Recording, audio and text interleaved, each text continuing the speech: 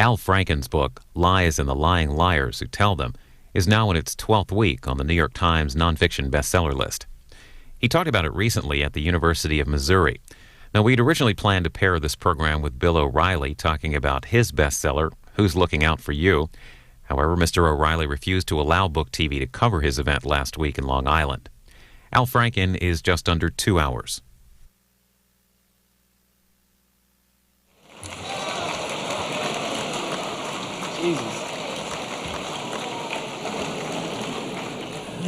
Welcome, ladies and gentlemen. My name is James Page. I'm with the Department of Student Activities Special Events Committee here at the University of Missouri-Columbia. Thank you. Tonight, we are proud to present a man who has spent 15 years as a writer and performer for Saturday Night Live. He's written numerous New York Times bestsellers, among them Rush Limbaugh's A Big Fat Idiot,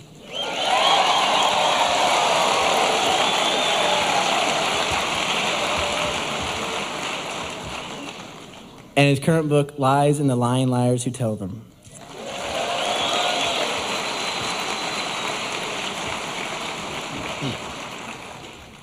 He's also a 5-time Emmy Award winner, a Grammy Award winner, and a Minnesota native. He's also wanted me to tell you that he's been married for 28 years and has 2 wonderful kids.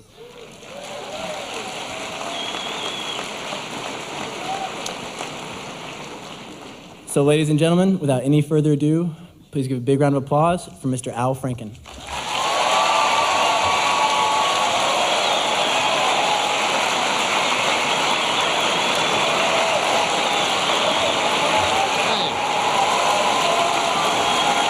Thank you. Thanks, James. Thank you. Thank you. It's great to be here. Thank you, James, for that kind introduction. Here at Mizzou, I had a young Republican come up to me at a book signing earlier and said they'll really like it if you say it's great to be here at Mizzou.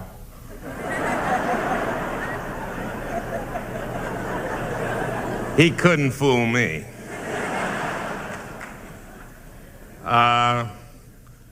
This is a great school, has an incredible school of journalism.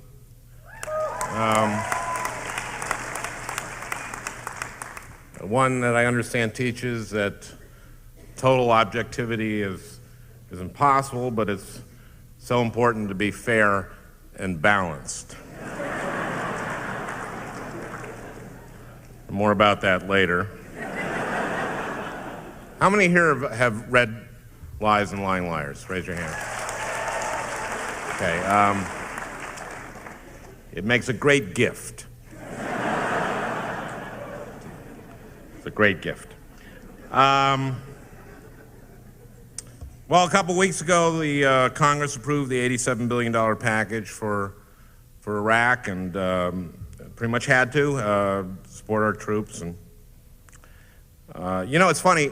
During the 2000 campaign, when George W. Bush said that he was against nation building, I didn't realize he meant only our nation.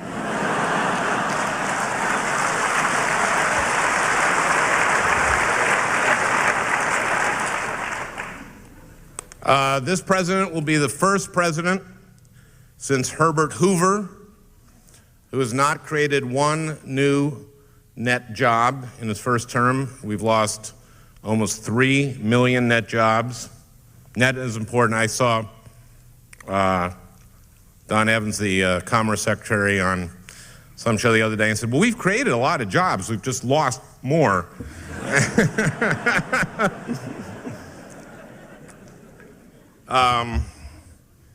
In fact, if you put the two Bushes together, Bush 1, Bush 2, in their almost now 7 years of their presidencies, they have not created one new net job. Now, numbers do not lie, ladies and gentlemen.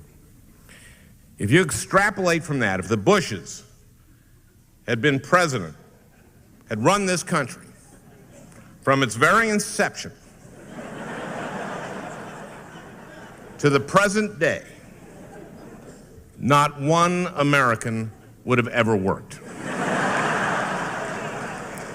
We would be hunter-gatherers.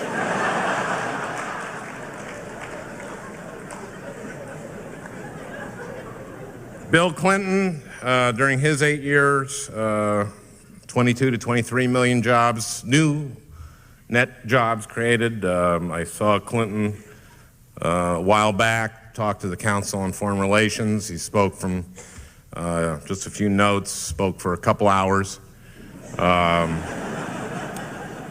in great depth and breadth of detail. It made me miss him.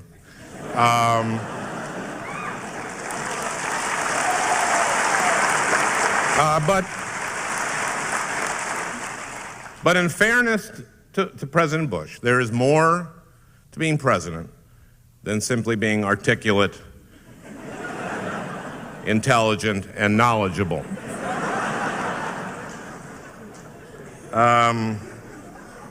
Language is not this president's strong point. You remember when he first started using evildoers, that the rest of the administration felt that they had to use evildoers too. So every day Ari Fleischer was, to make it sound like it was an actual word or something. So every day, like, Ari Fleischer would be going like, well, the evildoers do evil, and they're very evil, and we're going to try to stop them from doing the evil, and they're evildoers, the evildoers. That's what we're doing. We're getting, and you expect that from Ari Fleischer. Ari Fleischer is a chimp, but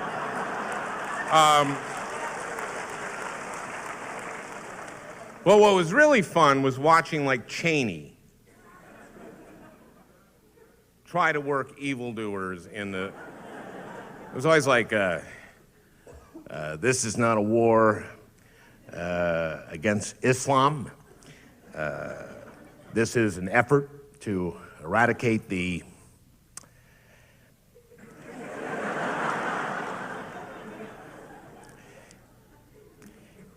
evildoers.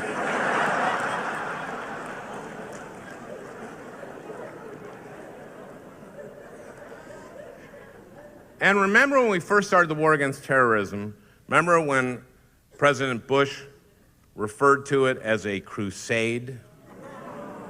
That was smart. And then first the operation in Afghanistan was called Operation Infinite Justice.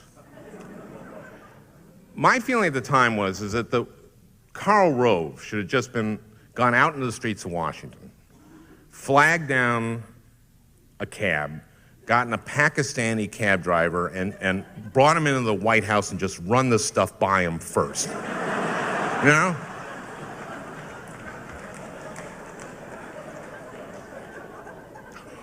Operation Infinite Justice, oh no, no. No, no, please do not call it that. Do not call it that, please. No, only Allah can bestow infinite justice. Please, please, please do not call it that. No.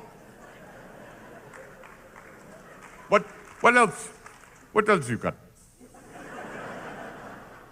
Crusade? Oh, no, no. Who's the idiot who thought of that? Oh, no.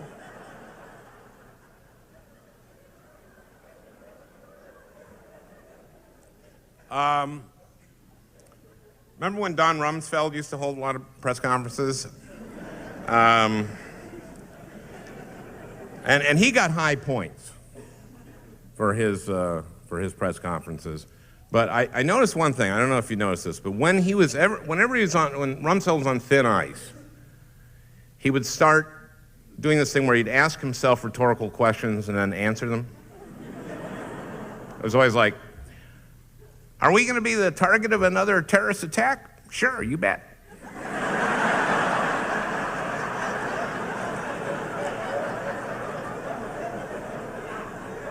Are there going to be massive casualties? Yeah. Do we know when and where? Not a clue. Could it be a plane flying into a nuclear reactor? Sure. Some plutonium in a reservoir? That'd do. Am I giving the terrorists ideas they wouldn't otherwise have? Maybe, I don't know.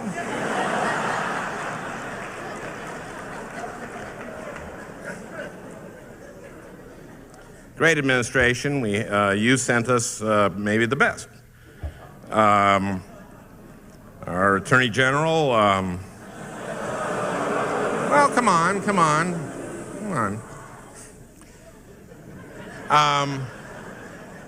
It's a little nuts. Okay, he's a little nuts.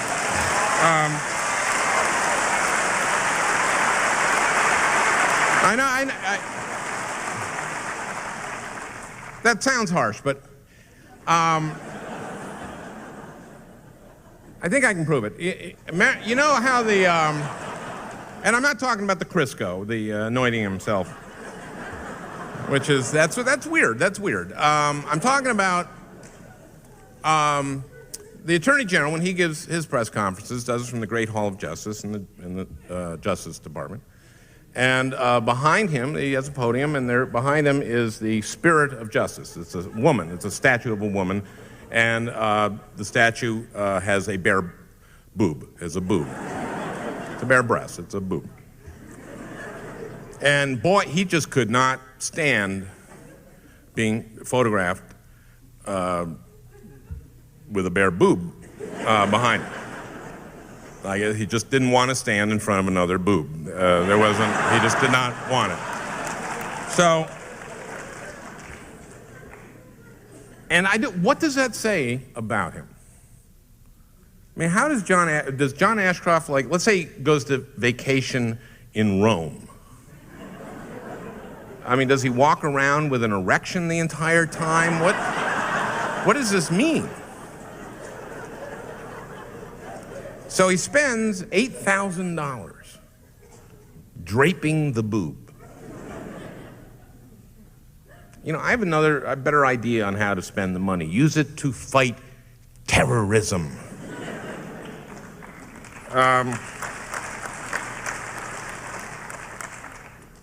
But Bush, not great with language, although sometimes I think he was smarter than we thought. Remember, during the campaign, he said he didn't mind being misunderestimated. And we heard that, and we thought, okay, he's stupid. He's a stupid man. But I don't think so. I think he was outsmarting us. I think what he meant by that was, I don't mind being underestimated for the wrong reason. See, I think he wasn't just stupid. I think he was, it turns out, we know now, he was dishonest. For example, and all this myth about the liberal press, and I deal with this in the book, and I use the first debate as an example, the first presidential debate, in which Gore said they had gone down to Texas to a disaster with FEMA director James Lee Witt. And it turned out he didn't go to that disaster with James Lee Witt. He went with James Lee Witt's deputy.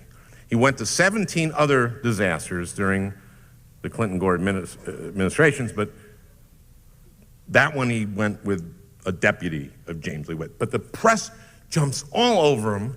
It's as if James Lee Witt is the most popular man in America, and Gore was lying just to get some of that James Lee Witt magic to rub off on him.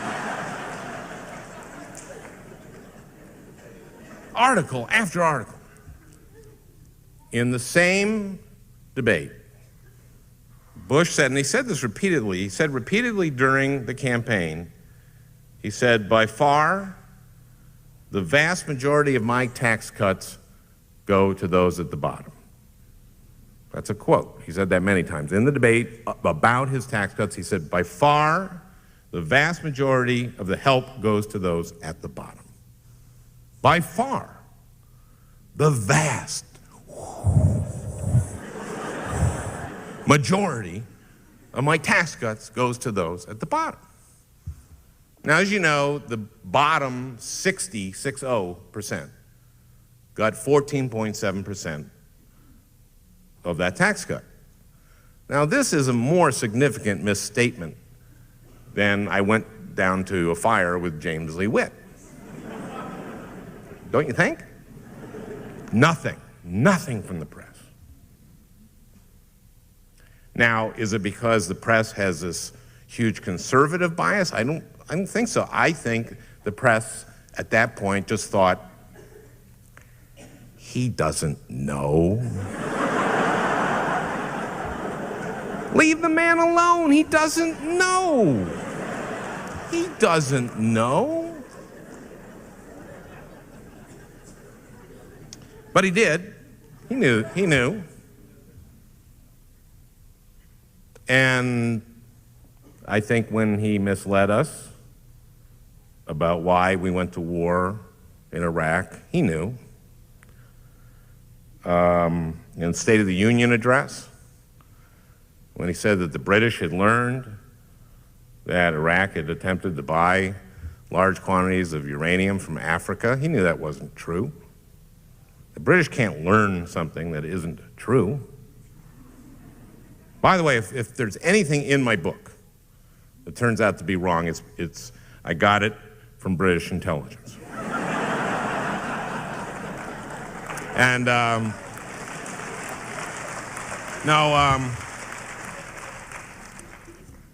already found one that's kind of embarrassing. On page 245, I say that that Sean Hannity from Fox, the Fox commentator, lived up Newt Gingrich's butt.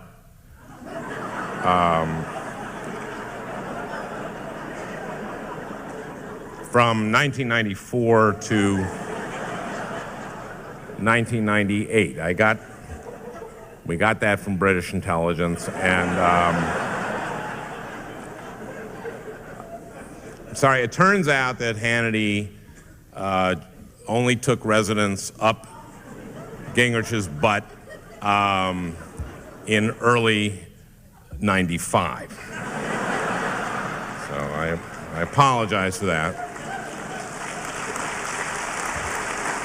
You got to admit when you make a mistake. You got to admit when you make a mistake. Before the war, I was very torn, like so many Americans. I watched everyone's talk about it. I read as much as I could. I saw Kissinger, for example, on Charlie Rose, and one thing I got to say about Kissinger. He's getting a little harder to follow and listen to as he gets a little older, but I thought it was a little like this. It was like, well, Charlie, the president must make the case that Saddam possesses weapons of mass destruction, while at the same time laying the groundwork within the international community that these weapons pose an imminent threat. And in the event of a preeminent strike, you're getting sleepy. Very sleepy, Charlie. But he was right. The president had to make the case that Saddam possessed weapons of mass destruction which posed an imminent threat, and lay that groundwork within the international community. And so they did.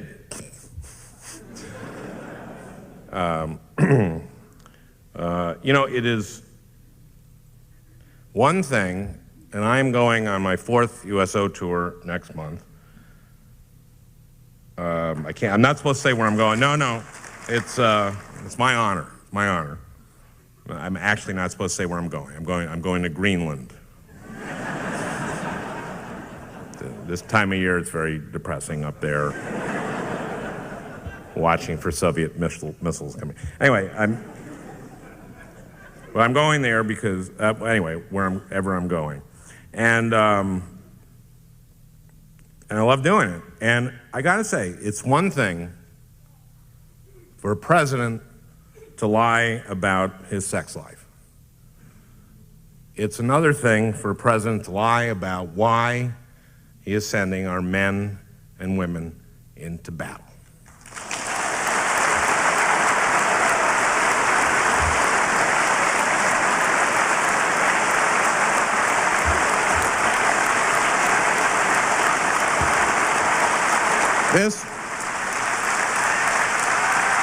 This is serious. This is serious stuff. And Americans have to start asking some hard questions. What did the president know? And if not, why didn't he know it? If, as may be the case, the president did not understand his intelligence briefings, did he ask to have them explained to him? And did he know that he didn't understand them? These are questions that must be asked repeatedly and in an accusatory tone.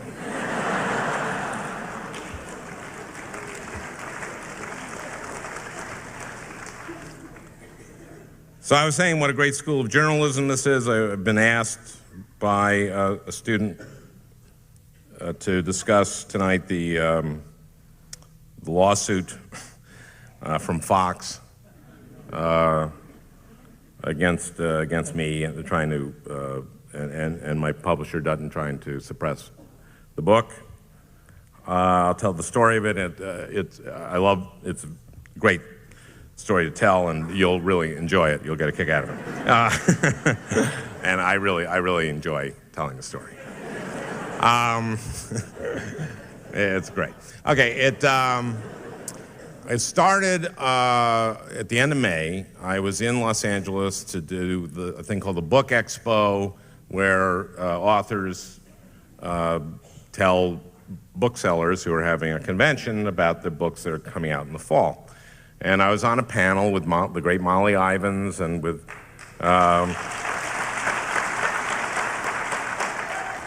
Bill O'Reilly.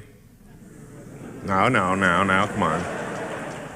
And me, and we were there to Molly was promoting her book, Bushwhacked, great book. Bill was promoting his book, Living with Herpes.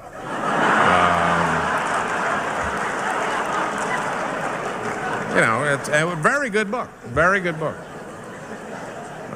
It's a lesson there for any writer, write from your experience. I mean, that's all I can say.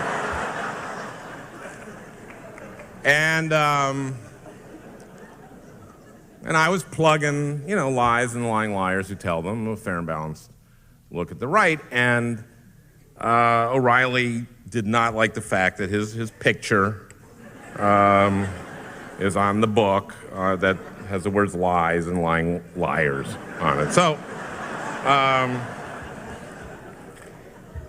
Molly spoke first, and then it was Bill's turn, and he decided to kind of go after me, and he said things like, I don't call people liars. I don't do that kind of thing. Now, evidently, he's never watched his own show.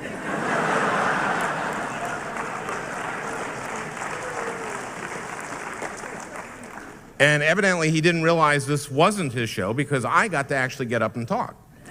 And after him.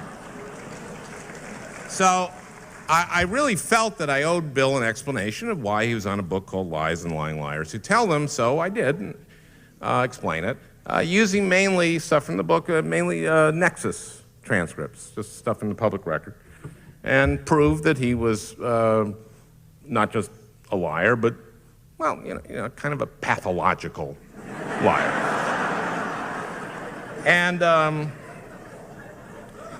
And Bill didn't like it, and everyone else seemed to be enjoying it. It was really, except for Bill. And so he said, "Shut up! You've had your 35 minutes, now shut up!" Which was interesting, because I had spoken for a little less than 20.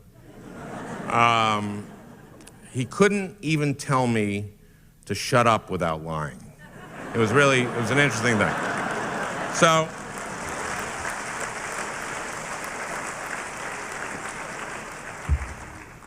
he got very mad, and that was a Friday, I believe, and the next time he did his radio show on Monday, he said if this had happened in the Old West,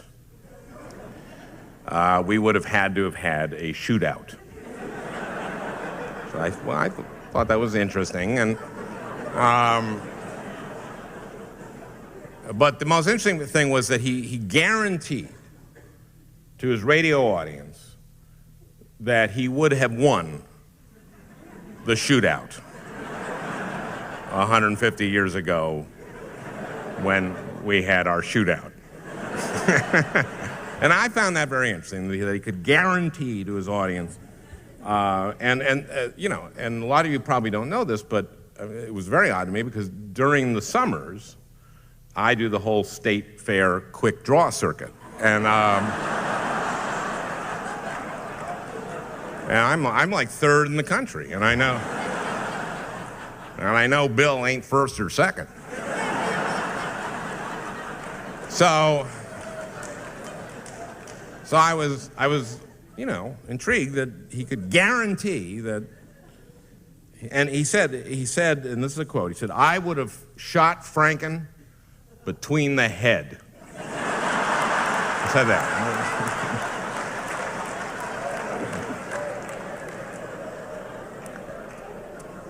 So he was mad, and see, the thing about O'Reilly, he's like a bully. And my dad always told me to stand up to bullies. And he's like the kid in the schoolyard. He hits a kid, he hits another kid, he hits a whole bunch of kids. The kid hits him, and you go, "Oh, to the teacher. Sue him."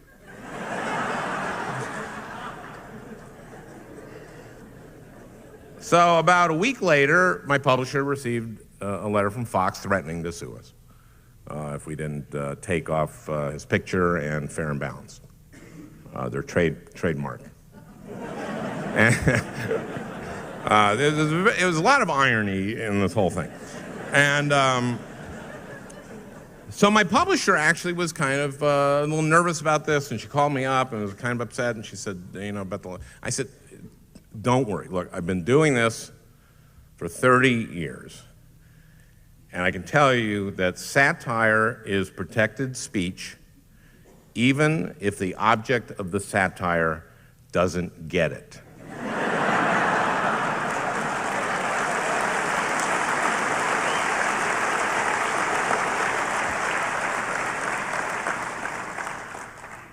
I said, "Our letter to Fox should be, 'Dear Fox, please, please, please sue us.'" And that made my publisher feel better, and she got the best First Amendment lawyer in the country, Floyd Abrams. He read their letter and said, there's no problem here, and he sent them back a letter. He didn't send them the please, please, please letter. He sent the "Dear Fox, this is the United States of America" letter. So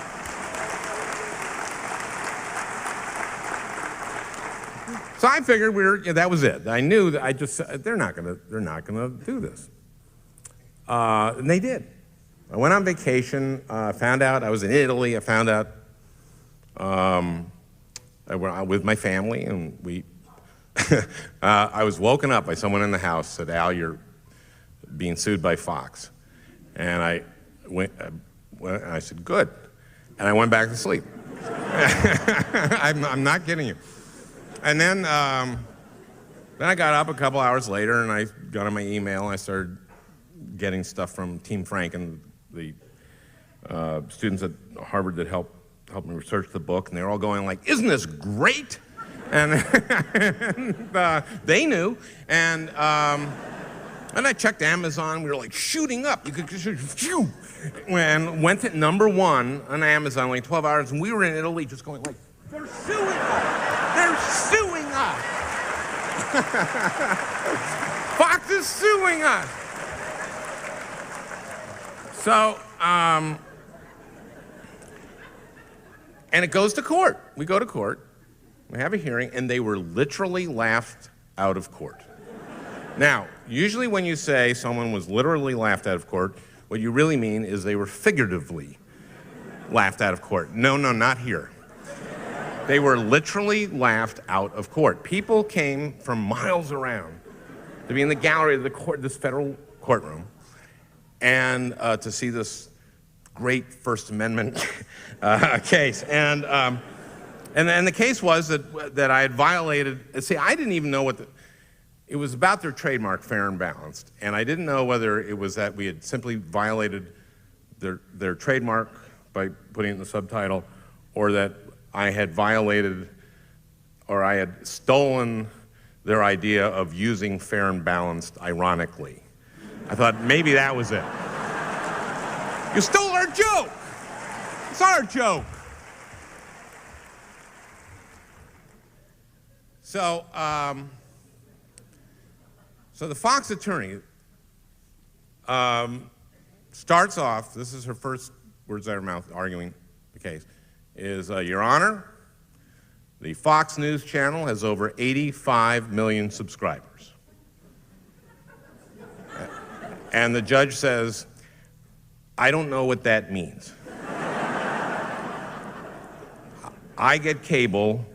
Does that mean I'm a Fox News subscriber?" And the Fox attorney said, "Yes." And the whole courtroom just burst into laughter. And the rest of the 20 minutes of it was just laughter through the whole thing.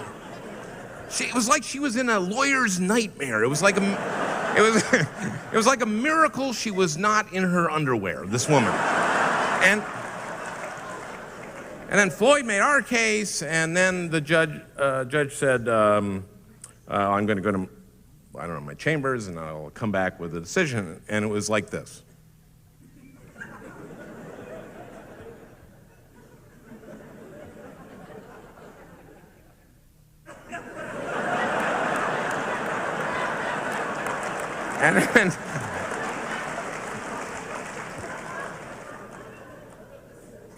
And he looked at the Fox attorneys and said, "You know, there are hard cases and there are easy cases. This is an easy case. Your case is wholly without merit, both legally and factually. And it is very unlikely that Fair and Balanced is a valid trademark." And so Fox, as soon as they could, withdrew the case. Their case, my book wasn't enjoined and was allowed to be published. And Fox withdrew it immediately, so they didn't, because the next thing would have been, you know, Fox stripped of its trademark. And so, and I don't know if, you know, if you watch Fox, and I would not recommend it. But you notice they do not use Fair and Balanced anywhere where, you know, near as much as they used to. Because, you know, it's kind of embarrassing. And, but I think the judge may have inadvertently given them their new slogan. the Fox News Channel wholly without merit.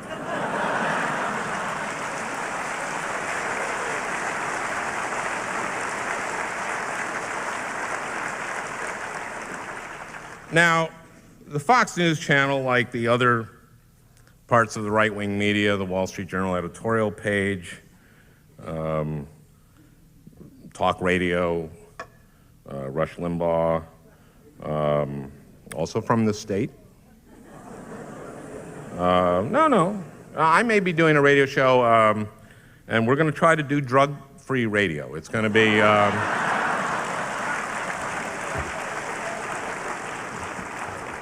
an experiment. I don't know if it can be done. We're going to try to do that. And the Washington Times and the New York Post and books like, Ann Coulter's books and, and all the Regnery books. They're, shills for the Republican Party and for the conservatives and now for the Bush administration. And so I want to read you something. I keep in my back pocket here.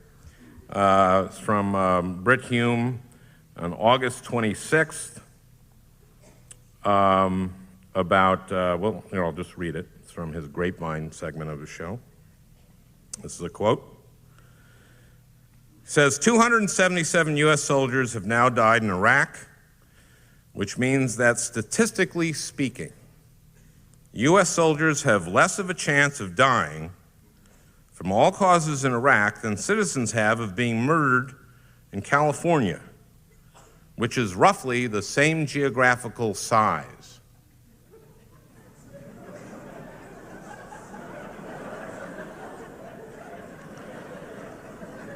The most recent statistics indicate that California has more than 2,300 homicides each year, which means about 6.6 murders each day. Meanwhile, our U.S. troops have been in Iraq for 160 days, which means they are incurring about 1.7 deaths, including illness and accidents each day. Well, yeah, but the most recent statistics also indicate there are 34 million people living in California, and that we now have 133,000 troops in Iraq, which would actually make it like about 65 times more likely that a soldier in Iraq would be killed.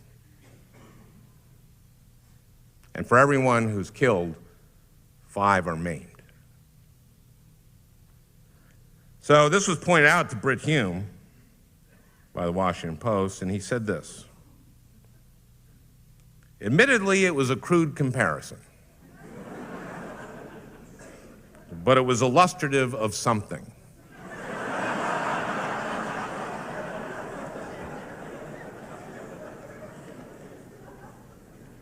And I agree.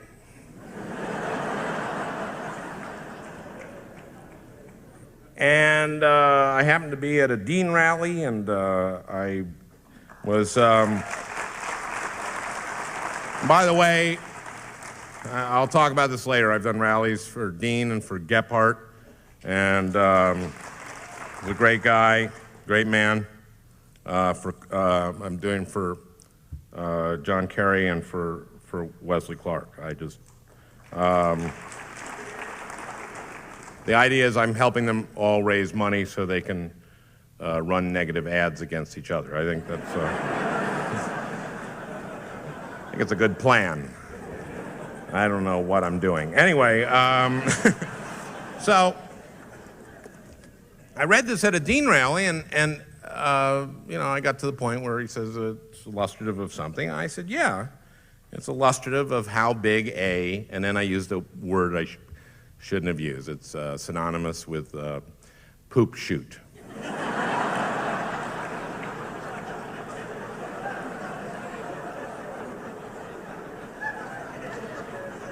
I said how big a poop shoot Brit Hume is, and how effing shameless he is, and how effing shameless Fox is.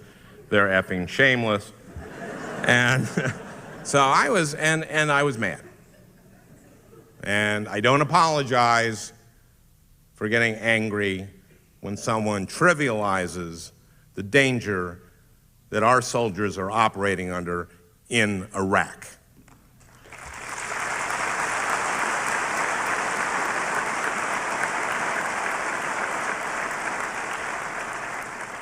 So O'Reilly gets this footage from the Dean rally and starts it with me saying, yeah, Brit Hume is a poop shoot. Poop shoot.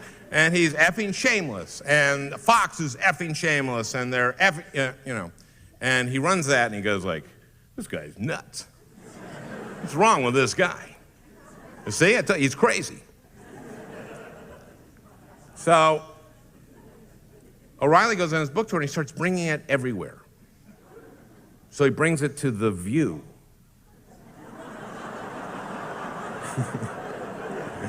So the ABC show The View, you know, with Barbara Walters and the women, and he brings it, he shows it there, and he goes, see, this guy's crazy.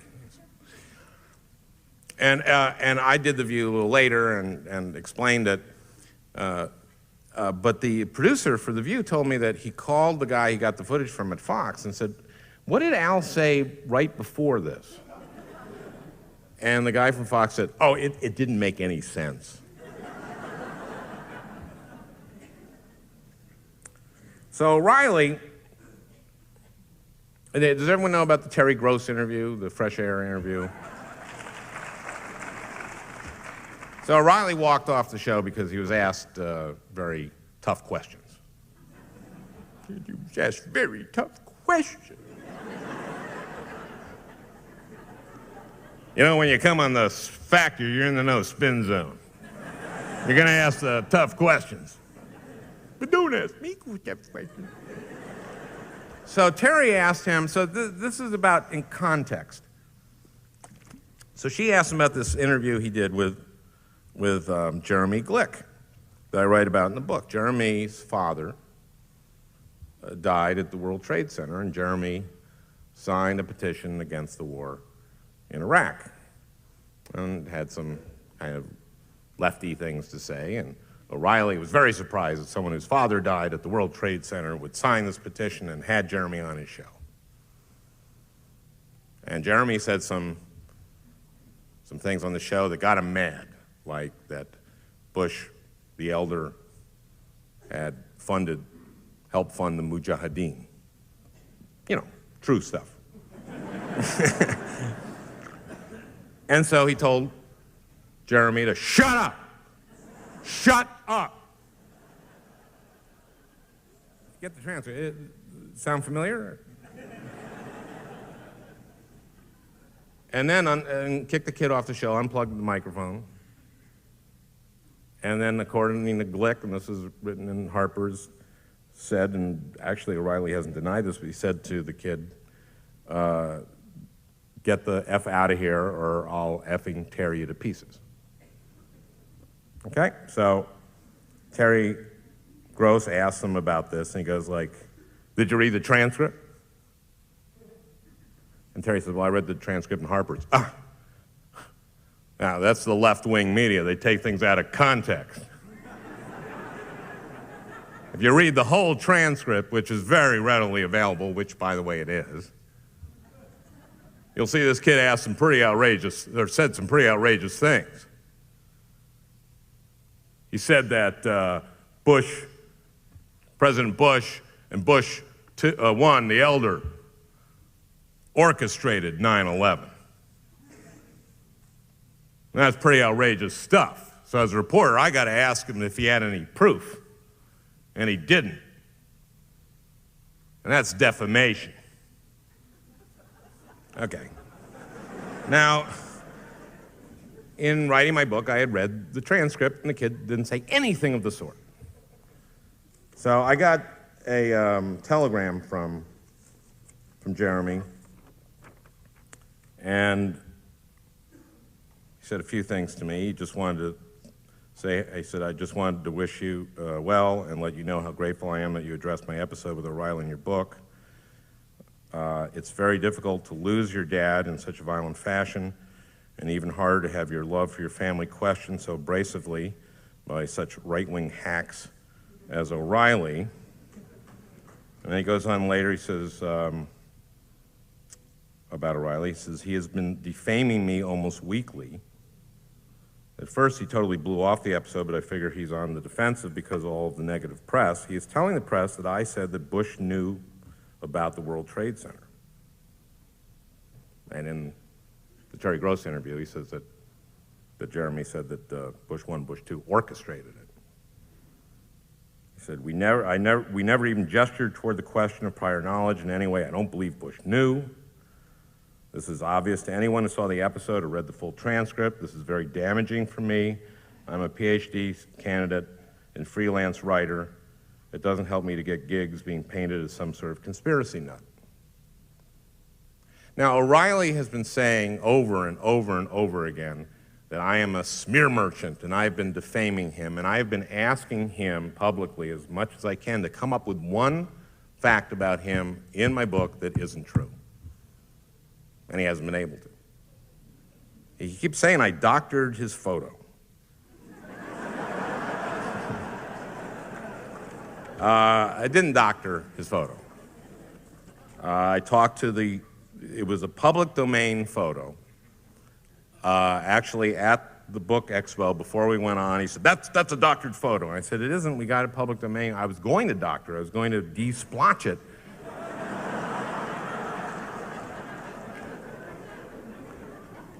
So that's I look like this. I don't look like that. I look like this, not that. I said, well, I'm sorry, we got it, I said, and I said, please get us a different picture. Get us a picture from the Factor, something of you lying, anything with your mouth open would probably do. Which I thought would actually jolly him up or make him laugh or something. It didn't. I think it had the reverse effect. But nevertheless, I've talked to people at Fox. They said he had a skin condition, and that's what he looks like without me. That's what he looked like at the time, and the photographer who took the picture confirmed to me that's what he looked like, and we were going to have the best de-splotcher in the business de-splotch him until he was just such a jerk that I said, okay, just keep it splotchy. And so he has not been able, and he keeps calling me saying I'm a smear merchant, and I've defamed him, and he hasn't come up with anything, and everything about him is true in the book. He said he was a registered independent when he was actually a registered Republican. I mean, he said he grew up in Levittown, he grew up in Westbury.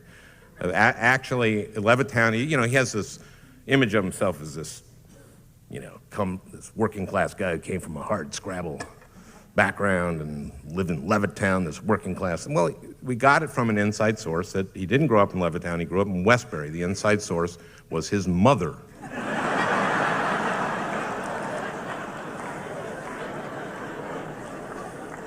His dad was an accountant. He made $35,000 in 1978 or something, which is the equivalent of like $90,000 now. He was a middle-class guy. It's okay to be middle class, isn't it? I think. But he's got this thing, and I asked him at the book expo. I said, "Which was it, Westbury or Levittown?" I figured there's no way to spin this. They're two different villages. They're two separate, different villages. And he said, "I grew up in the Westbury section of Levittown."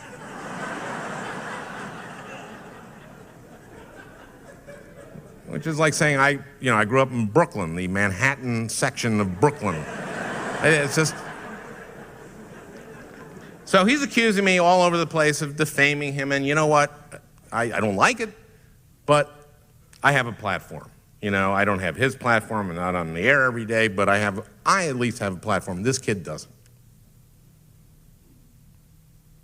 This kid whose crime was losing his father at the World Trade Center. All they have left of his dad is his thumb. And having different views than Bill O'Reilly. And if you check out that transcript, Jeremy never said anything like Bush 1 and Bush 2 orchestrated 9/11. And I just wanted to use this opportunity to give Jeremy something of a platform because we're on C-SPAN.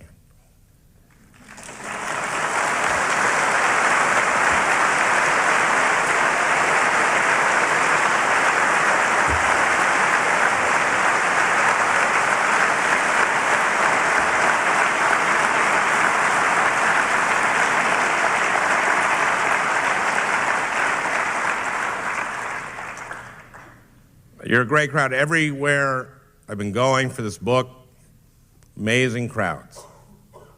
Amazing crowds. I had 2,000 people at, sorry to say, at Kansas State. That's in Manhattan, Kansas, not Brooklyn, Kansas, but Manhattan, Kansas.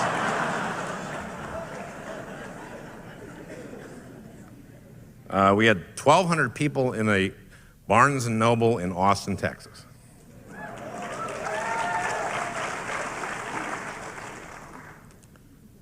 Everywhere, overflowing crowds, standing room only. And when that happens, and I've done a number of books, it isn't just about the book. It's about me.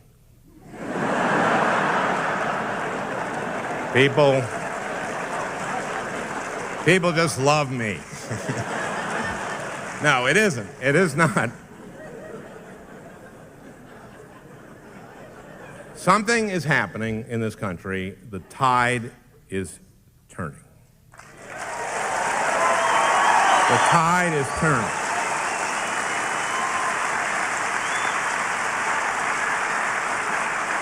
And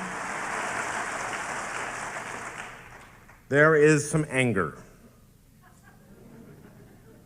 in this country, and our friends on the right say, oh, they're just Bush bashing. Yeah. And as I've gone around the country, it took me about 2/3 of the way through this book tour, I think, to figure out where this stems from, and I may be wrong. But this is my theory. And it comes from 9/11. Because after 9/11, we had a unique moment in the history, at least as far as I know, of this country. I was not around for Pearl Harbor. But all Americans came together. Every one of us got behind the president. Everybody got caught up, virtually everyone got caught up in the patriotic fervor, even people you'd never expect. A friend of mine I never would have expected went right to his closet, got out his old America t-shirt. It took him about 4 hours to white out sucks, but nevertheless, he got it.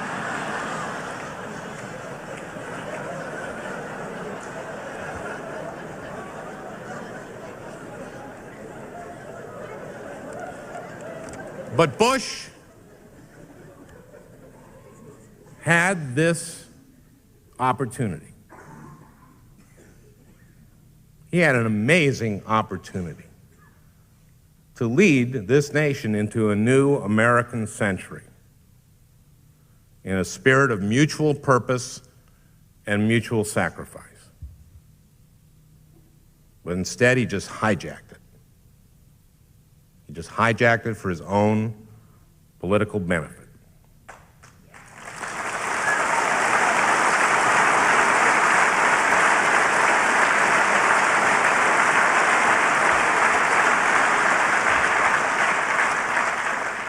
In 2002 elections, he accused Democrats in the Senate of not caring about our national security. They ran ads against Max Cleland, who lost 3 limbs in Vietnam, with pictures of him next to Saddam Hussein and Osama bin Laden, saying he doesn't have the courage to lead.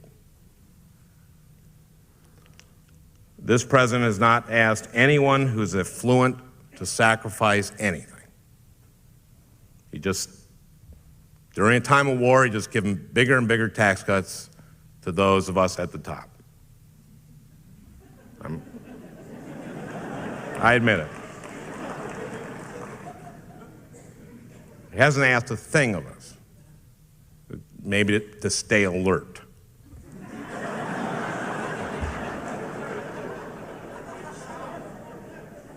You know, the highest level we've reached in the color thing is orange, the orange level alert, which is the second highest level of alert. It's the highest level at which you're still encouraged to go to the mall. And at red, the president would urge you to shop online.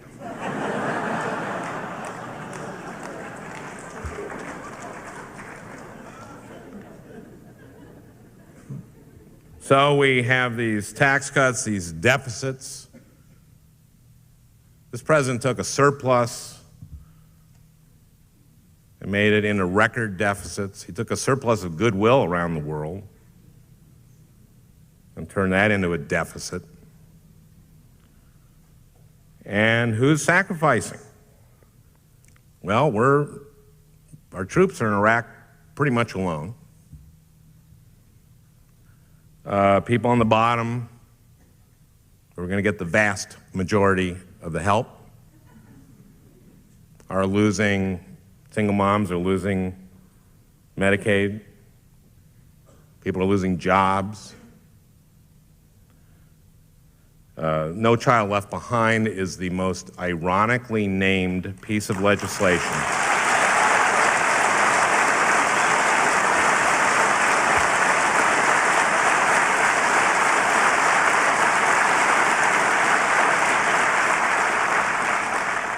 the most ironically named piece of legislation since the 1942 Japanese Family Leave Act.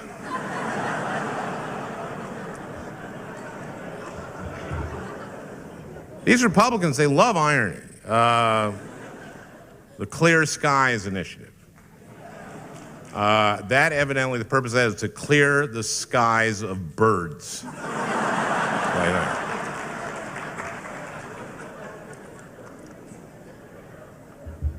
So I'm supporting all these Democrats. Some people think it's a bad idea for a comedian, or especially a satirist, to get behind specific politicians. I know this only too well. Years ago, the first politician I ever did a fundraiser for was Pol Pot.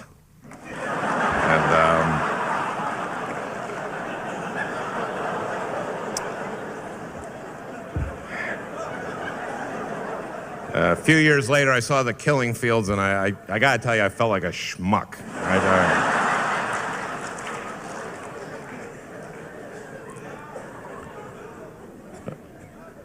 But I want to win this election in a year, and you know, one thing I hope that they do,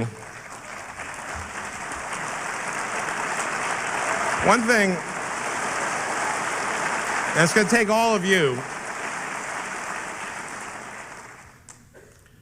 one thing I really hope they do is run the footage. I hope the Bush campaign runs the footage of him in the flight suit with the mission accomplished thing, but evidently that banner got stuck. They didn't mean mission. They're supposed to pull it down. It's spring 2009. But I hope they run that footage. And let's say Kerry, especially if Kerry or Clark is our nominee, because then this is our answer. This is the ad I got. Run the same footage. You know, run the plane landing, Bush next to the pilot who landed the plane. Bush gets out, starts doing that stuff, you know, remember the flight suit and remember that codpiece thing he had on? And it's going like,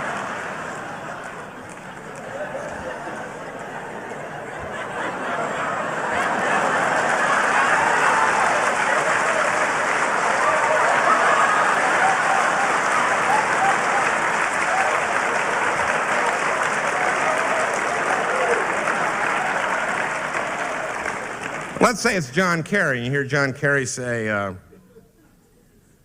in voiceover, while you're still seeing that, you hear, you know, dress up and make believe are fun.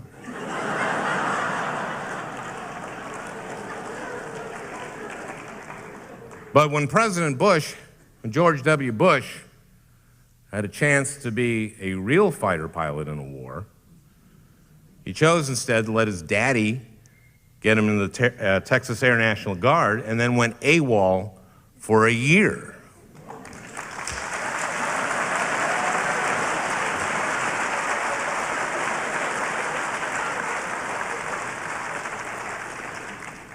Then you cut to a picture of Kerry in Vietnam.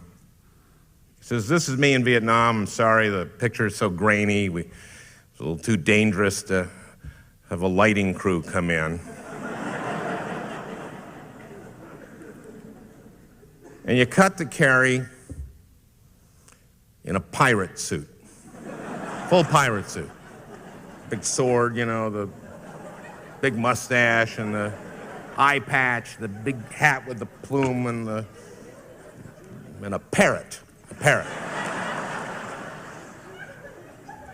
And he says, "Yep, dress up and make believe are fun.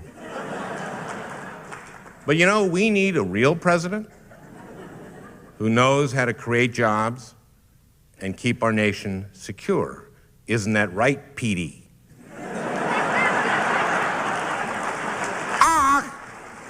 That's right.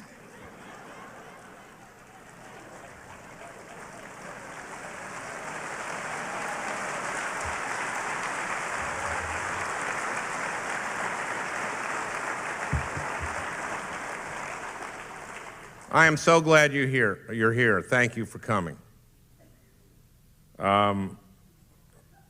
It's going to take all of us. We're going to need you. Because you know what the Republicans want you to do? They want you to shut up. Shut up. But we're not going to shut up. We're going to stand up, and we're going to fight. And we're going to win this.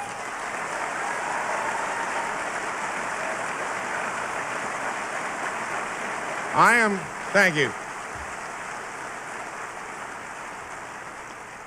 And one way to do that is David and Mark Wellstone chose as their parents' legacy Wellstone Action. And Wellstone Action is training activists. And actually, I think there's a waiting list to be trained. But if you go to www.wellstone.org, you'll see links to things that you can do, especially in battleground states like this one. And there's places to go, and there's moveon.org, and there's things to do. So www.wellstone.org. And now I'm going to open this up to questions and answers, and I think that we have mics yes, we have a mic there, or you can just raise your hand and I'll repeat your question. Actually, since we got the C-SPAN thing there, I think it's better if people go to the microphones. So there's one down there, and there's one down there. And you have to just line up, and I'll call on you in the order that you...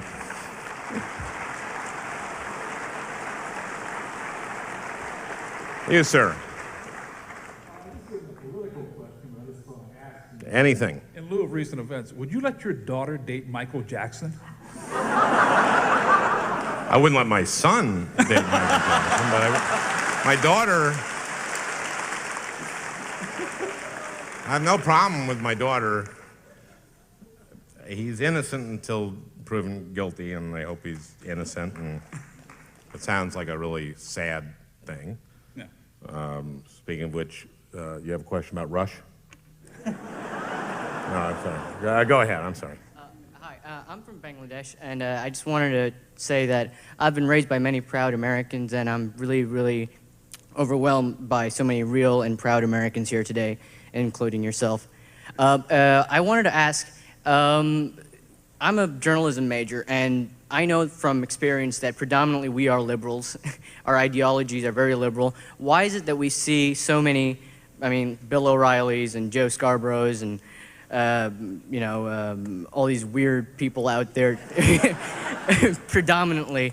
That's my first part of the question. And secondly, do you know Bengali by any chance? Because I'm wondering how you came up with the name for the kid that you talk about in your book. Karap Juta? Yeah.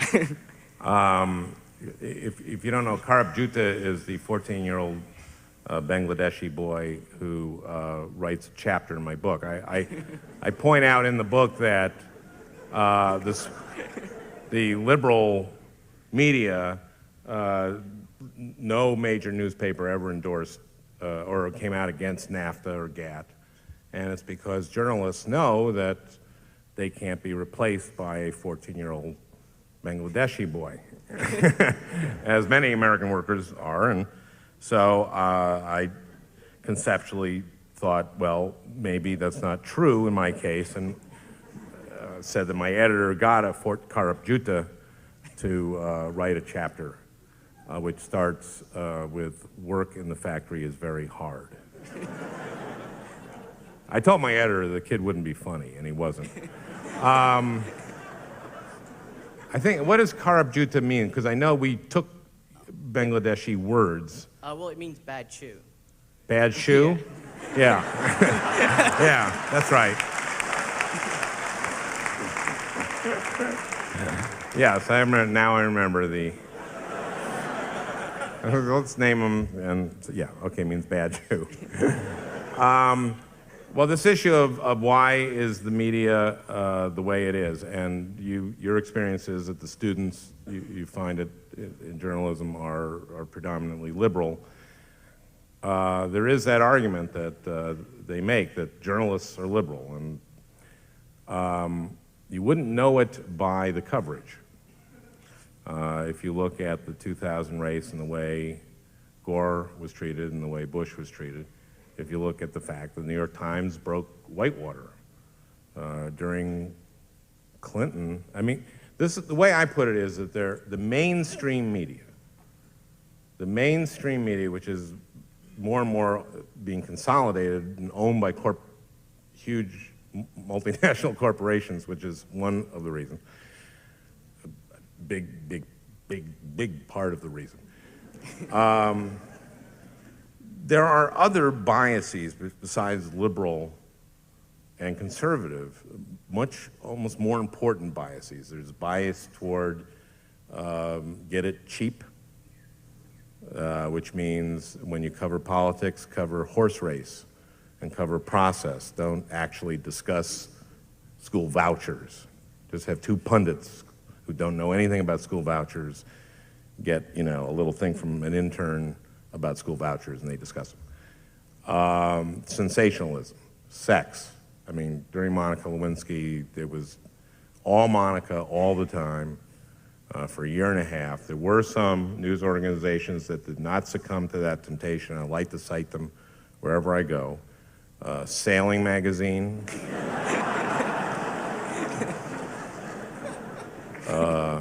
American Grocer Monthly. Jugs. And Big Butt, which is ironic, I think, because Big Butt I thought had a story. But Fox, the reason you have Fox seems to be working on cable, so that's why you have like the O'Reilly imitators. I mean, he's very successful, and that's why I was sued. Their most successful anchor or whatever he is. Commentator wanted them to punish me, and so so he's very successful, and so Scarborough is at MSNBC, and they got rid of Donahue because he was against the war, and they felt very nervous about that. GE, who owns NBC, and editors, the people who are at the top of the food chain in journalism are conservative, starting with the owners and working down to the editors. Editors in this country in 2000, editors were 2-to-1 for Bush, and papers that endorsed Bush had greater circulation than papers that endorsed Gore. You remember him, he's the guy who won the election. I can't...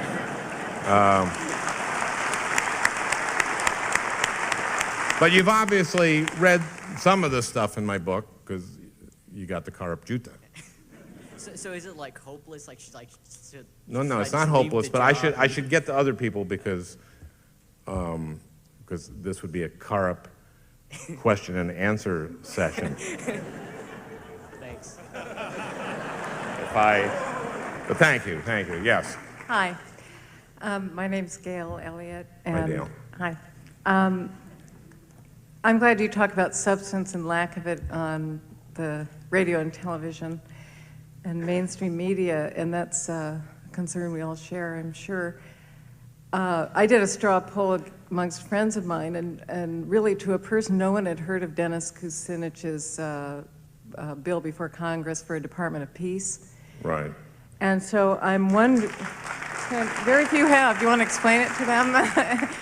Do you have any ideas for getting substantive information like that could change the course of the world out to the American people, short of starting, as Al Gore has suggested, an alternative liberal television channel? Well, I'm trying with some other people, and the other people are the ones that are really doing the work, to form a progressive or liberal radio network. Where do we sign up to work for you? Well, wait to hear the announcement. The word, you'll have to go to your basements. It's kind of like Radio Free America.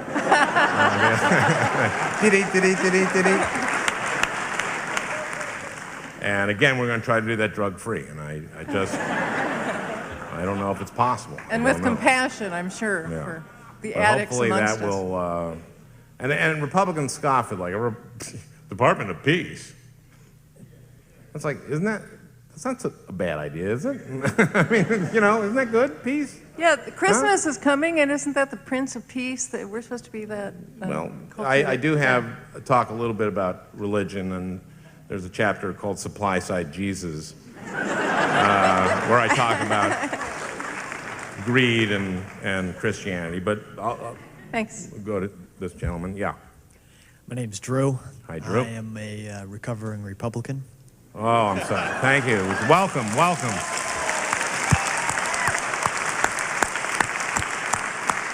How long has it been? I have been Republican free now for a little over a year. A little over a year? Oh. Okay. I'll give you a little coin at your next birthday. Woohoo. My question, I consider myself a pretty average guy. I read the newspapers, watch TV, listen to the radio, but I don't seem to have a lot of the information that you were able to get in your book, and other people. I don't have access to those kind of things. Why not? How can I get access to those things, that information, so that I can convince my conservative Republican parents to stop? Well, you gotta, you read the British press, of course. No,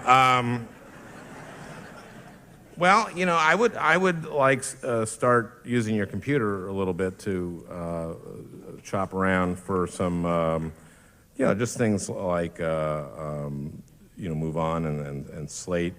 And Slate isn't particularly left or right at all, but at least you start getting links to things that are provocative and start telling things that you're not hearing in the mainstream press.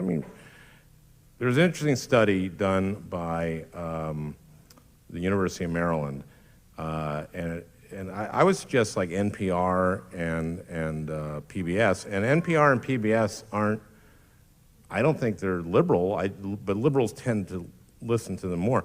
But they did a study on people's misconceptions about the war in Iraq and where they got their news.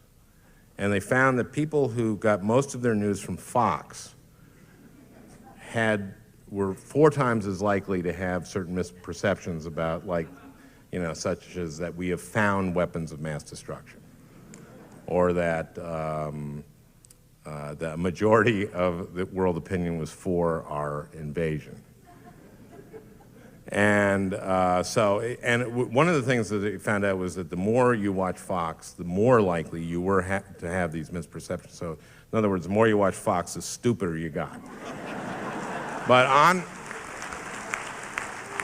But on that chain, the people who listen to NPR and got most of their news on NPR and PBS were the least likely to have these factual misconceptions. And I think it's, liberals, that people, I've heard this before, and I think it's true, and I have to keep this in mind when I do the radio network, is that liberals like information and conservatives like ammunition. And they just love to hear the same stuff they think they know over and over again. And so you've just got to go around your buzzflash.com, and there's a whole bunch. Look in here. I cite. Well, Democracy Now! There's KPFK, and they're too lefty for me, but there's a whole world out there that you can you get access on your computer, and you can even get right-wing stuff. And look at that. And that are good conservative writers. David Brooks. That's it. I can't write off the top of my bat. Okay, head. Yes, good evening, Mr. Franken. How are you doing? Very good. That's good. I'm Sylvia Snowden. I'm a sophomore here at the university. And I guess what I'm curious to know is, based on everything that I've seen and heard, is any Democrat better than no Democrat at all?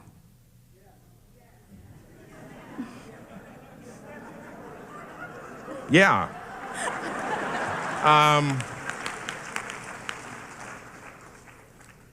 Yeah, I think so. Clearly, I think that guy would be worse.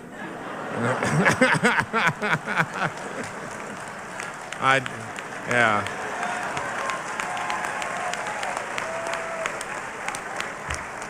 But other than him, and the guy sitting next to him,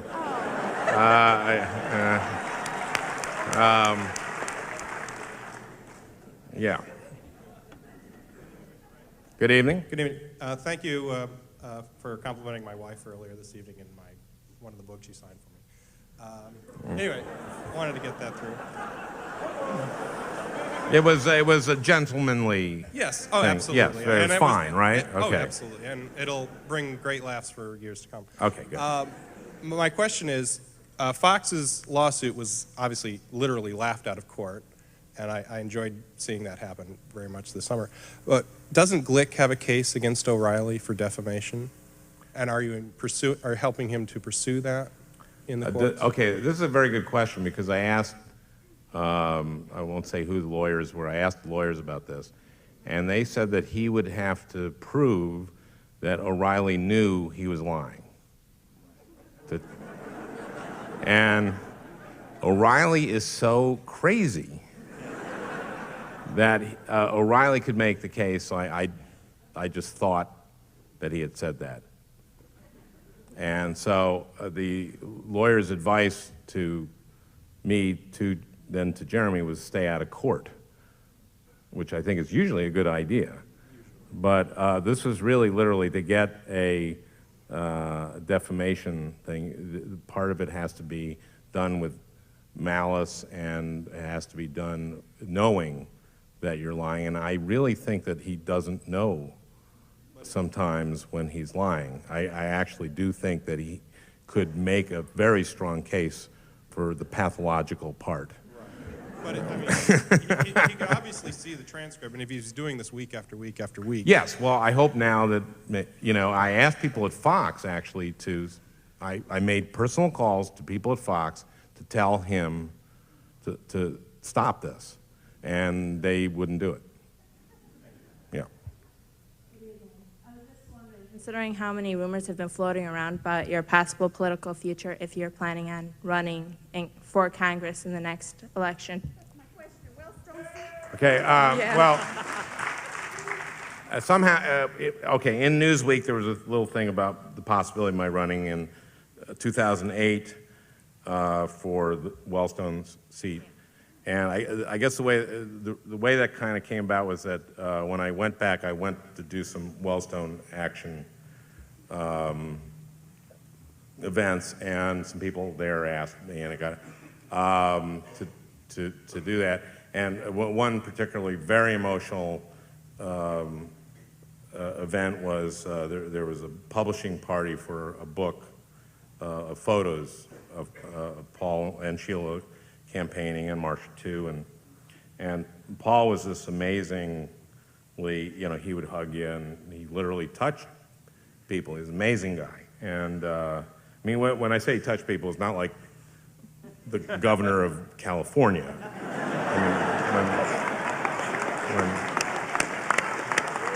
I mean, when Paul touched you, you didn't feel humiliated and violated. And I guess, and part of my response to this whole thing was, conservatives have always gone like, how dare Martin Sheen express his opinions about politics? He's an actor. What's Susan Sarandon doing telling us her opinion about things? She's an actress. Ooh, Arnold's running. He's the Terminator. I mean, give me a break. I'm trying to figure out what Arnold's qualifications were. So that I know, it's very hard for a movie star to do in Hollywood is open a restaurant. He's done that. So I don't know. I have, it's 2008, it's a long way away. I probably don't have to decide for 3 years. This is the seat that I would be interested in to get that seat back. I'd probably have to ask my wife. I'm from Minnesota, and I'd have to ask her if she wanted to move back. That's how you stay married for 28 years, is you,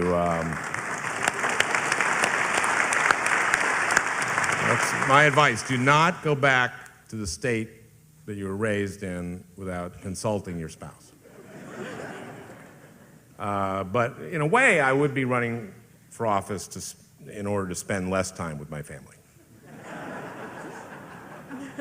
I don't know, usually it's the opposite. Anyway, but there are a lot of things I really care about, and I think that the senator who's there now, who ran a campaign against Paul that I didn't like, I thought they ran a very dirty campaign, is pretty much just doing the president's bidding, and I think there's just a lot of things you can do in the Senate. I don't know if I'd be the best candidate, and so I'm considering it, but if I do, you guys will be the first to know.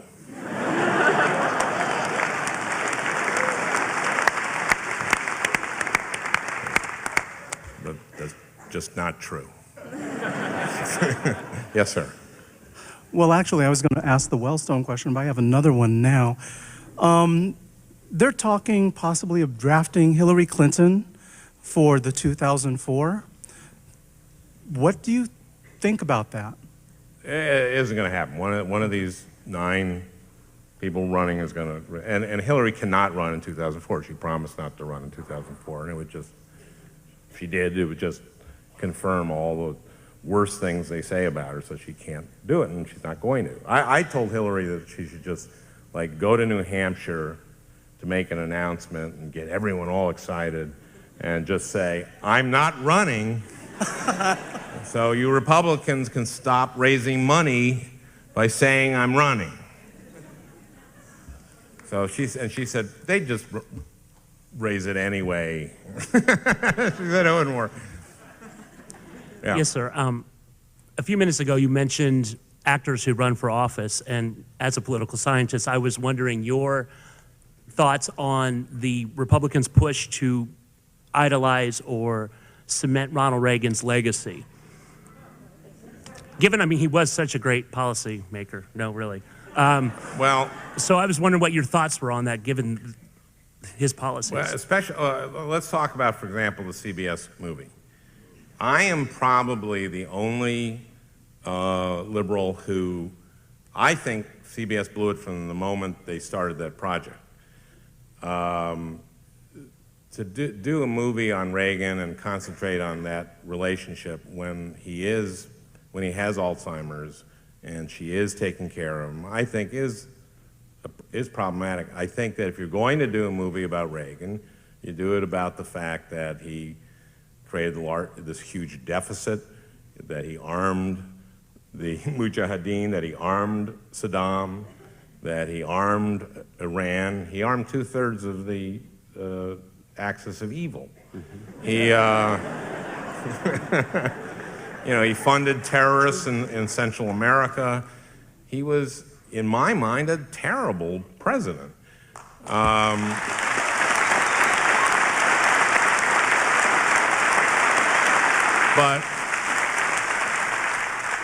But that's the movie to do. The movie to do isn't the relationship between the two of them. When anyone who's, and I haven't, but gone through that experience of treating someone with Alzheimer's, and she's very dedicated to him. I think it was, and of getting a playwright to put lines in his mouth that he didn't say. I think the public record is fine on it. And I know that when you do a docudrama, you have to write scenes where people weren't. So I know that's a problem, and I think I'm sure, look, if they took every lousy TV show off the air, there'd be just a lot of dead air. So, and I have, also, and in defense of CBS and of the playwright and whoever wrote this thing, I haven't seen it. So I would reserve judgment before seeing it, but I know everyone is like saying, how can CBS cave to all this stuff? I think they had a problem, and I'm not outraged that they pulled it. I'm not. It was a cheesy docudrama. But it is a dangerous thing when the right can start dictating what's on and what isn't, so there's a lot of issues there. But I think that someone should really do what the Reagan legacy really is, and we'll have to wait to see that. Yes? Mr. Franken, as a law student here and as a co-host of Liberation Radio, I just want to thank you for all the quotes I'm going to steal from you later on and say they were mine. You're welcome to steal anything from the book. I have a two-part question. Within reason. Very stolen a lot already, but okay, good. Very, very easy questions. First, I keep on hearing about a fight with Sean Hannity. That's one. And two, how do you feel about the drug war? Okay, I wouldn't fight Sean Hannity. I think he'd beat me up. Me too. He's younger. I challenged Rich Lowry to a fight, and I could beat him up, which is part of the reason I challenged him to a fight. He had, it's a chapter in the book, and he had gone on C-SPAN and said that liberals had feminized politics and had sissified politics. And so I called him the next day, and I said, I saw you on C-SPAN say that, do you want to fight? And he said, what? And I said, do you want to fight? And he said, where would we fight? And I said, I don't know, in my parking garage. And he said, do you fight a lot? I said, no, I've never had a fight. I've never had a fight. But I figured that if someone says that Democrats have sissified politics, that they can't turn down a fight. And I wrestled in high school, and I'm 50 years old, and I have a bad back, but I think I could kick your ass.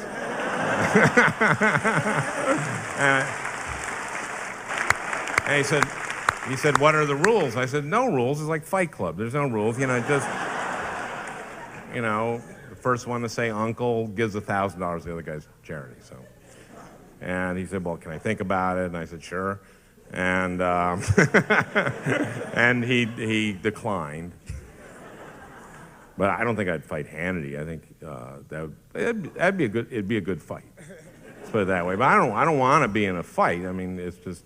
I thought two things. He said Democrats had sissified politics, and I sized him up and felt that I could take him. And I told my son, and I write this in the book, I told my son about this, and he went, "Oh, Dad," you know, and then Rich happened to be, and Rich is, as these conservatives go, he's not as bad as some, and he was like a regular on McNeil Lehrer for a while, and he was on what I call McNeil Lehrer, it's the News Hour with Jim Lehrer, and he was on, and I called my son, I said, "Joe, the guy I challenged you with fights on," and he runs in, and the camera switched to Lehrer, and and my son said, "Dad, he's like 70 years old." I said, "No, not him, the other guy. Here. And he goes like, "Oh, well, God, Dad, you know, he's such a wimp." So, but I don't think he'd want me to fight Hannity. And a drug war? How do you feel about drug the war. Drug war. Probably a more important question. Yeah. Well, you know, as Rush Limbaugh said, that anyone who uses drugs illegally should be prosecuted and put away.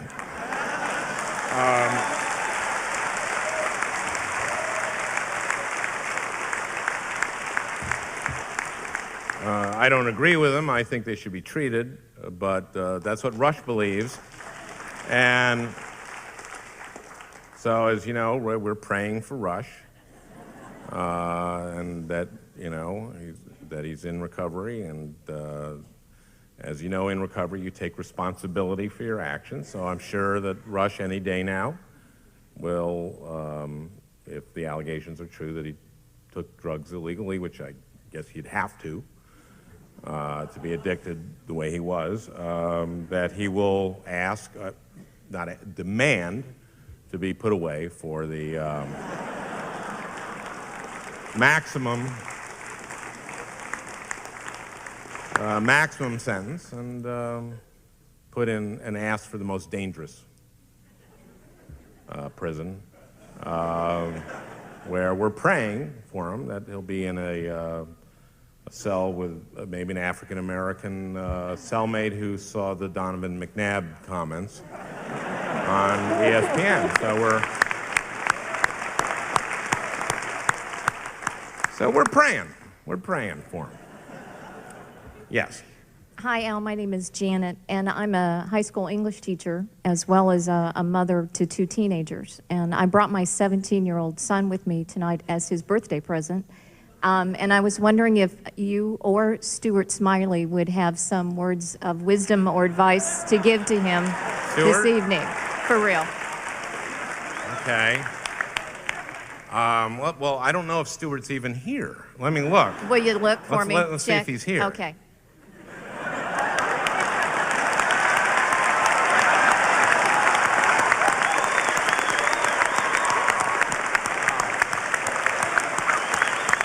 Okay. See, I'm a little nervous. I haven't been this nervous since I was had to speak at the National Shame Conference. You know, okay. So what's your name? Chris. Chris? Yeah. Okay. Let's do an affirmation, Chris. Okay, Chris, close your eyes. Don't look at me. Only you can help you. Okay, so go to the microphone where your mother is so we can hear you.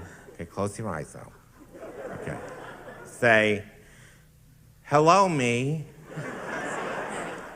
Hello, me. I am a Democrat. I am a Democrat.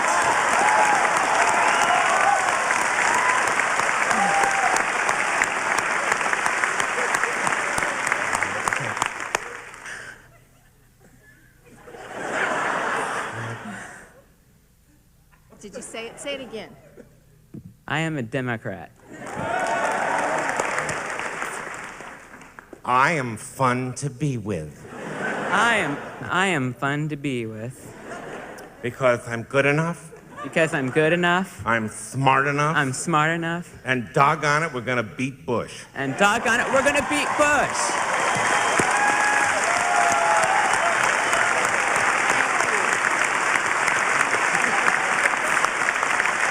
Oh, happy birthday, Chris. Thanks. Happy birthday.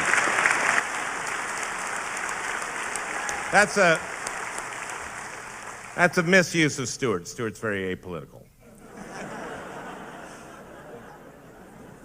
Although Mahatma Gandhi is Stuart's, one of Stuart's heroes, because Stuart heard he had an eating disorder. I don't know what that joke means. Go ahead. Hi, Mr. Franken. I'm Derek Schnell, and my shirt's a bit of kidding on the square here. Yes. Kidding on the square is a phrase that I'm trying to get into the vernacular. It means, it says, I'm Republican, and I'm okay. And I'm okay, and he's just kidding on the square. I'm not sure that's kidding on the square, but go ahead. Okay. I wanted to ask you, looking back at the 2000 election, especially the coverage of it, how do you think it's going to be different in 2004? And how do you think it should be different in 2004? Boy, that's a good question and a tough question. In 2004, I don't know if it's going to be any different. The problem is that, as I say, the networks tend to give less and less time to politics. They include less and less of the stump speeches. They spend less and less time on policy. I just hope that. I think that after 9/11, the press in this country's, their testicles just shriveled up and went into their body cavities with a slurping sound.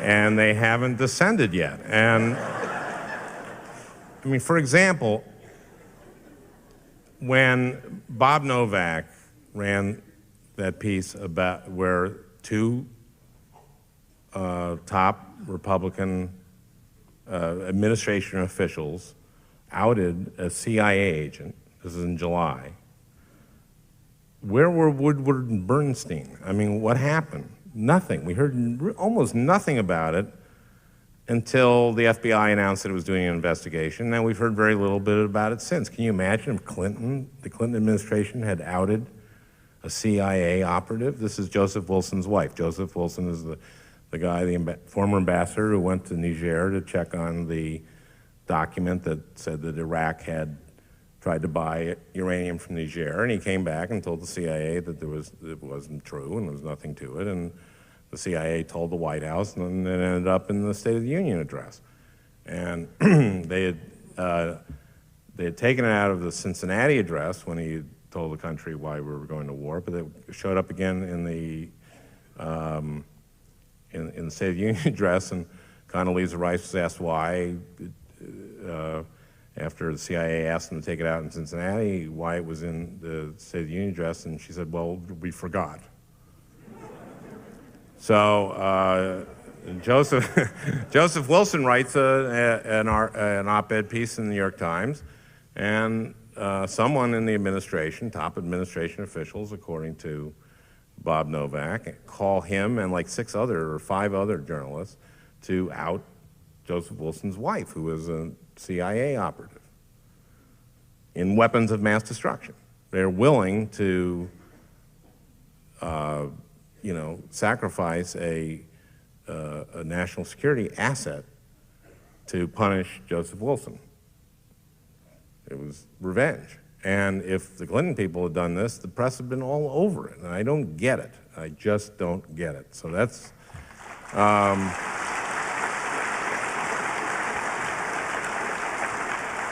listen, it is almost 10 o'clock. Or am I on Eastern time? I don't know, but I think we've gone about almost 2, how long are we? Almost 2 hours.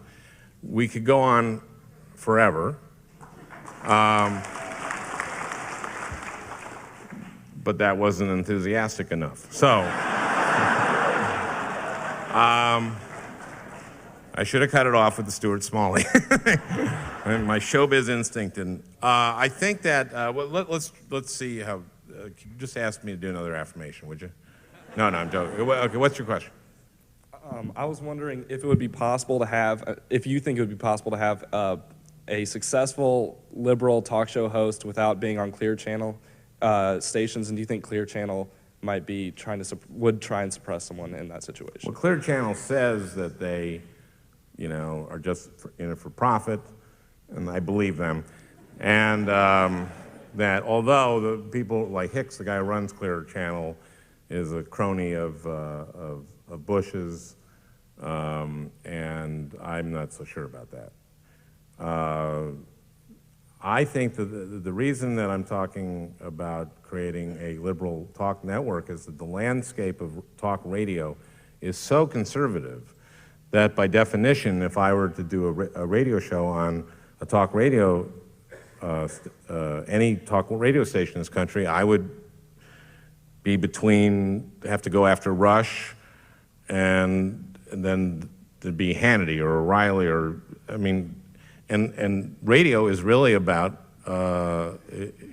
format, and it would be like putting hip hop after country western, and I'm not sure that people would stay tuned after listening to Rush to me, or vice versa. So this is at least the theory that we're operating under and trying to put this liberal network together. So that's why we're doing that. Yes, son. All right. I know I'm probably not the best guy to be addressing this. I'm only 14, but I want to cite the return of one of my favorite chapters from Rush Limbaugh's A Big Fat Idiot, Operation Chicken Hawk. Yes. Which I found very funny in Rush Limbaugh's A Big Fat Idiot. Thank you for signing both of these, by the way. And I want to get, I'm pretty sure you touched on this, but I want to get your feelings on these Republicans who are trying to sell themselves off as war heroes when they themselves chickened out in Nam.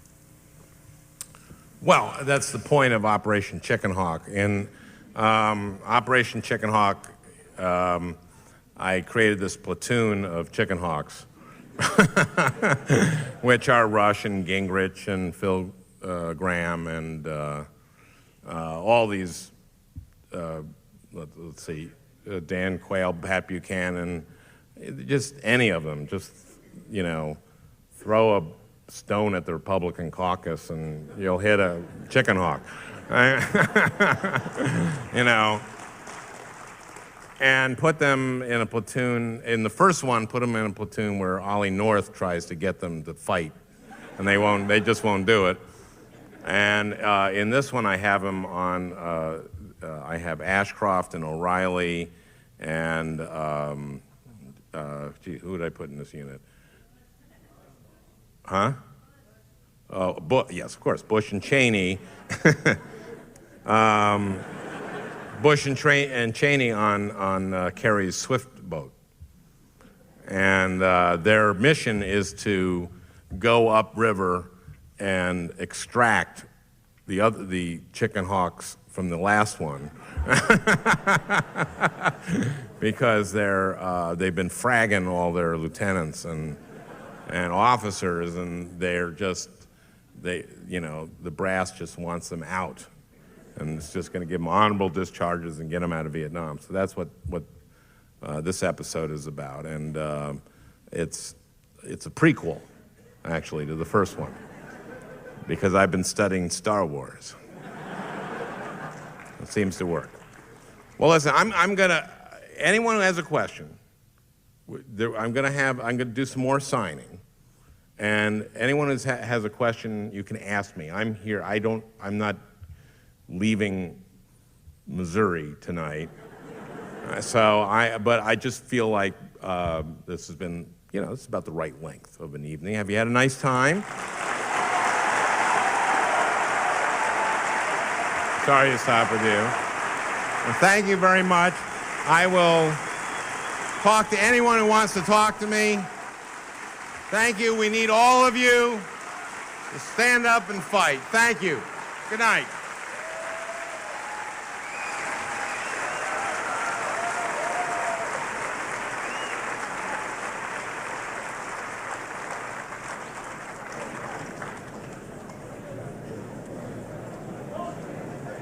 We had originally planned to pair this program with Bill O'Reilly talking about his book, Who's Looking Out for You? However, Mr. O'Reilly refused to allow Book TV cameras into his recent event in Long Island. Al Franken's book, Lies and the Lying Liars Who Tell Them, is published by Penguin Putnam, online at penguinputnam.com.